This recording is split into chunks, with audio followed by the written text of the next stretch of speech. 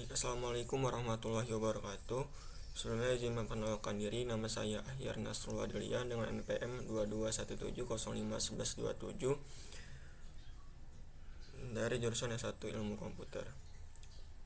Baik, pada video kali ini saya akan menjelaskan salah satu materi dari mata kuliah pengantar organisasi komputer, yaitu tentang cara kerja gerbang logika menggunakan transistor.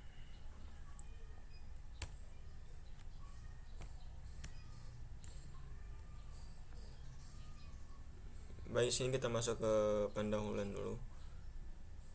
Jadi, gerbang logika adalah komponen dasar dalam elektronika digital yang mengimplementasikan fungsi-fungsi logika. Transistor adalah salah satu komponen utama yang digunakan dalam membangun gerbang logika. Dalam presentasi ini, saya akan membahas cara kerja gerbang logika menggunakan transistor. Kita masuk ke definisi transistor. Transistor adalah semikonduktor yang dapat digunakan sebagai penguat sinyal atau sebagai saklar elektronik. Terdapat 3 kaki pada transistor. Yang pertama, emitter, kemudian base, dan yang terakhir adalah kolektor. Emitter bertanggung jawab untuk melepas elektron, base mengontrol aliran elektron, dan kolektor mengumpulkan elektron. Selanjutnya, kita masuk ke jenis-jenis gerbang logika. Yang pertama ada gerbang N. Gerbang N menghasilkan keluaran 1 hanya jika semua masukan adalah 1. Di sini berikut adalah skema sederhana gerbang N menggunakan transistor. Yang pertama, ketika salah satu masukan adalah 0, transistor yang terhubung dengan masukan tersebut tidak menghantar arus. Kemudian yang kedua, hanya ketika semua masukan adalah 1, semua transistor menghantar arus menghasilkan keluar 1. Bisa kita lihat di sini di tabel di sebelah kanan. Jadi ketika input A memasukkan input 0, kemudian input B memasukkan input 0, maka output yang dihasilkan adalah 0. Atau dengan kata lain, di sini tidak menghantarkan arus. Transistor. Kemudian di sini ada contoh ketika input A memberikan input 1, kemudian input B memasukkan input 1, maka output yang dihasilkan ada 1, atau transistor akan menghantarkan arus.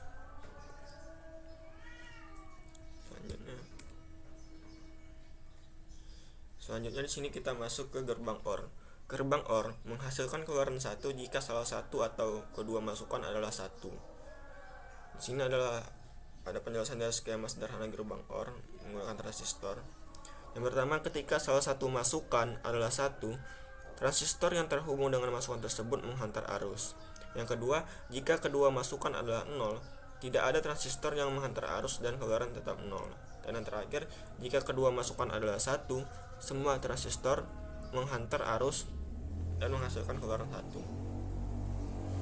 Ini ada contoh tabelnya.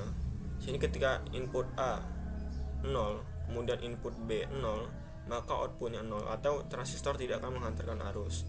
Kemudian ketika input A 0, kemudian input B 1, maka outputnya adalah 1. Jadi dengan kata lain, transistor akan menghantarkan arus. Begitu pula di bawahnya. Kemudian juga ketika input A1, input B1, maka outputnya 1, atau transistor akan menghantarkan arus.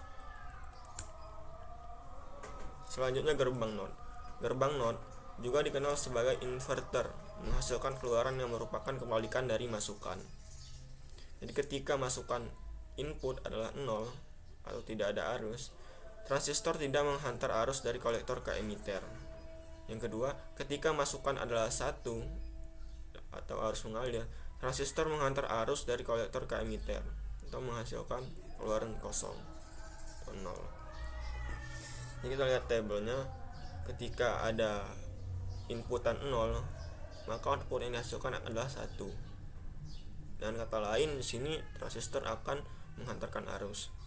Sebaliknya, jika inputnya 1, maka outputnya 0, atau transistor tidak akan menghantarkan arus.